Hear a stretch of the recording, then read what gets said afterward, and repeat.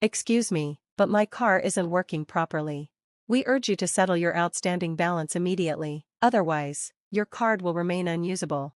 The call center operator's words echoed in my mind. I'd forgotten about the outstanding balance. Had the automatic payment from my usual credit card failed? That shouldn't have been possible. I had more than enough funds in the linked account. But when I checked my balance, the number staring back at me was shocking, $0. The only other person with access to that account was my husband. Without hesitation, I grabbed my phone and reported the issue to the police.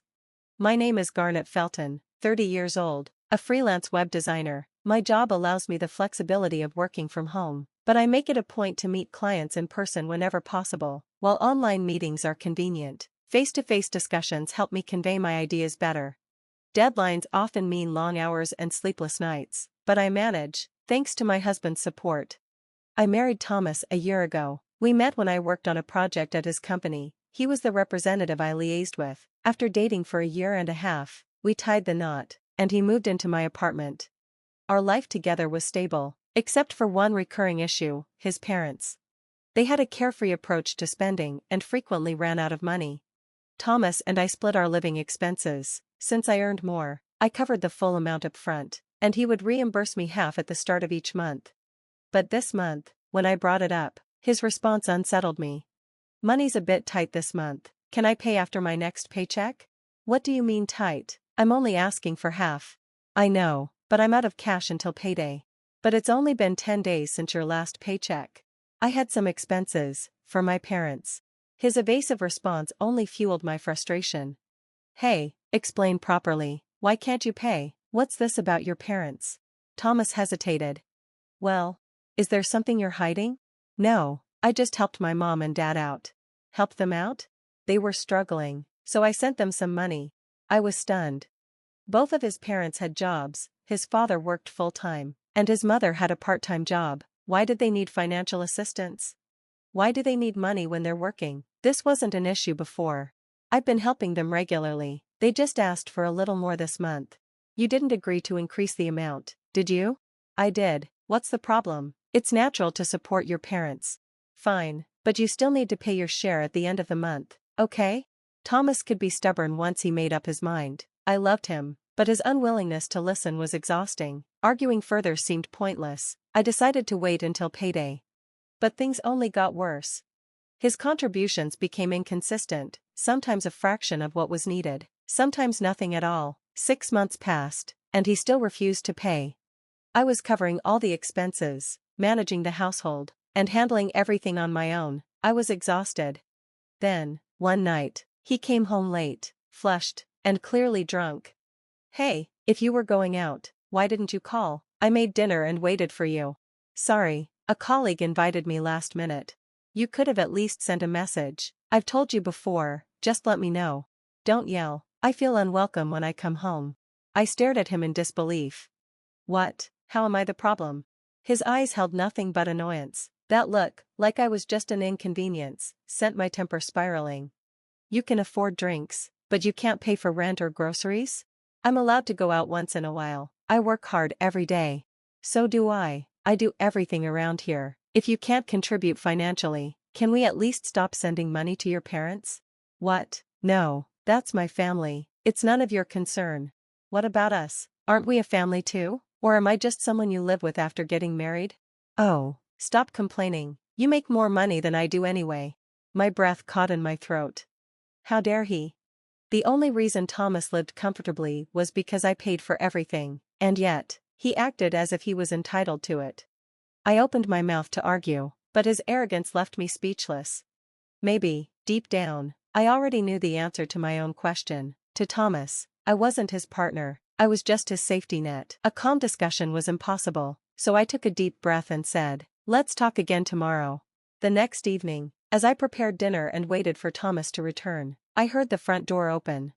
"Welcome home," I called from the kitchen. Silence. Then, the living room door creaked open. I turned, and froze. Thomas stood there, but he wasn't alone. His parents were with him. "Mom, Dad, why are you here?" I asked, confused. With a smug grin, Thomas said, "My parents have something they want to discuss with you." I frowned. discuss with me? All right, Mom and Dad, let's get to the point, Thomas prompted, as if he had rehearsed this. His father shifted uncomfortably, looking apologetic. Sorry for the sudden visit. We came to talk about the money Thomas has been sending us. My stomach twisted. What's this about? His mother, however, had no hesitation. Oh, Garnet, can you please stop putting so much pressure on Thomas? I blinked. What? Thomas has been helping us out financially, thinking about our well-being. It's unfair for you to blame him. My hands clenched into fists. Blame him? All I want is for our living expenses to be covered properly. His father sighed, shaking his head. Listen, Garnet, as family, shouldn't you understand? If your own family were struggling, wouldn't you want to help? What? His mother folded her arms. It's simple, really. We've been tight on money, so we expect Thomas to continue supporting us. That means you should cover all the household expenses for both of you. They spoke as if it was the most natural thing in the world, as if I was obligated to take care of everything while they drained Thomas dry. I took a deep breath, trying to keep my anger in check. Do you even hear yourselves? I already handle all the housework and cover all the bills. How is that fair? Isn't that what married couples do? Support each other? His mother's voice was sickeningly sweet. Then, with a smirk, she added, or are you just that greedy? Thomas chuckled at her words, entertained. That night, despite my frustration, they refused to listen. His parents finally left after 9 p.m., acting as if they had won some kind of battle. Once the door shut behind them, Thomas turned to me and handed me a signed divorce paper. I stared at it, my breath catching. What is this? He crossed his arms, his gaze cold. It's exactly what it looks like. If you keep defying me, I'll divorce you. I looked up at him, searching for any trace of the man I had married. Are you serious? Of course, if you don't want a divorce, just do as you're told. Your role is to follow, not lead. I wanted to argue, to scream, but suddenly, I felt exhausted. What was the point? I had already lost him, if I had ever truly had him at all. So, I made my decision. The next day, I signed the papers and took them straight to City Hall, with a stamp and a few signatures. It was done. I was free. That evening, a weight lifted from my shoulders. Soon, I'd be moving out, starting fresh. I deserved a new beginning. To celebrate, I decided to go shopping, something I hadn't done in ages. Between work, household expenses, and my failed marriage, I had been too busy to indulge myself. I wandered into a boutique and picked out 2 elegant dresses, feeling a sense of excitement I hadn't felt in a long time. At the checkout, I handed over my credit card. The cashier frowned. I'm sorry, ma'am, but it seems we can't process this card. My stomach dropped. What? That can't be right. We've tried several times, but it won't go through. A chill ran down my spine. That's impossible. The last time I used this card, it worked perfectly. Something was wrong. Rushing home, I called the card company. After explaining the issue, the operator's response made my blood run cold. We need you to settle the outstanding amount immediately, or your card will remain unusable. Outstanding amount? What are you talking about? As of last month, we were unable to deduct the card's payment from your account. That can't be right. Please check my bank balance. The moment I hung up, I logged into my bank account. My balance should have been around $5 million. Instead, the screen displayed $0, 00. Every last cent had been withdrawn. Just before my card payment was due. A horrifying thought gripped me. Could it have been Thomas? But, who else could it be? The bank book and ATM card had always been in our apartment, accessible only to us. There was no one else. It had to be him. I waited for Thomas to come home, my heart pounding with anger and disbelief. The moment he stepped through the door, I wasted no time. Hey, did you take money from my account? Thomas smirked and let out an exaggerated sigh, as if I were inconveniencing him. Oh, so you finally noticed? And here I thought I did a pretty good job hiding it. My stomach dropped. He wasn't even denying it. I can't believe this. Why would you do that? Why, for my parents, obviously. I gave them your $5 million. I froze. What did you just say? His voice took on an almost proud tone. They needed financial support, and lucky for them, I had a source. Stunned, I listened as he explained, without a shred of remorse. His parents had become obsessed with online shopping, buying things far beyond their means. Their addiction had spiraled out of control. They weren't just shopping for themselves anymore, they were gifting items to neighbors, racking up debt with no concern for the consequences. Their monthly expenses had skyrocketed to over $500,000. Thomas couldn't keep up, so he stole my money to fund their reckless spending. Seriously, you shouldn't be complaining, he scoffed. Their family too. Think of it as taking care of them. Stop fussing over a mere $5 million. A mere $5 million. Something inside me snapped. Without hesitation, I pulled out my phone and dialed. Hello, I'd like to report a theft. My address is. Thomas's smirk vanished, his face twisted in shock.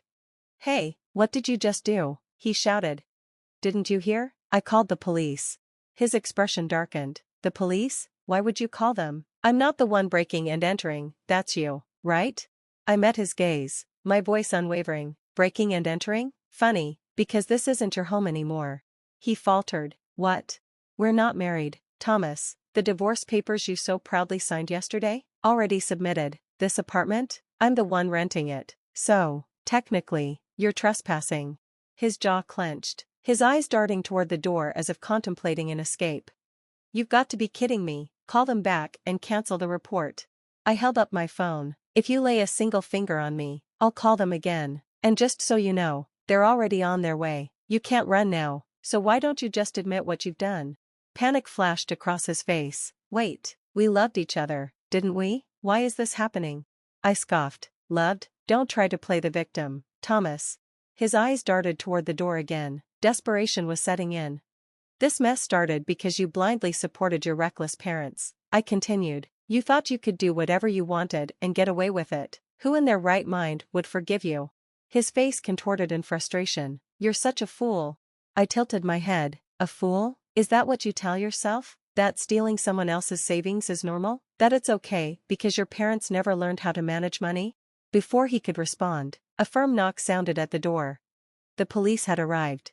Thomas collapsed onto the floor. A uniformed officer stepped inside. Who's the individual in question?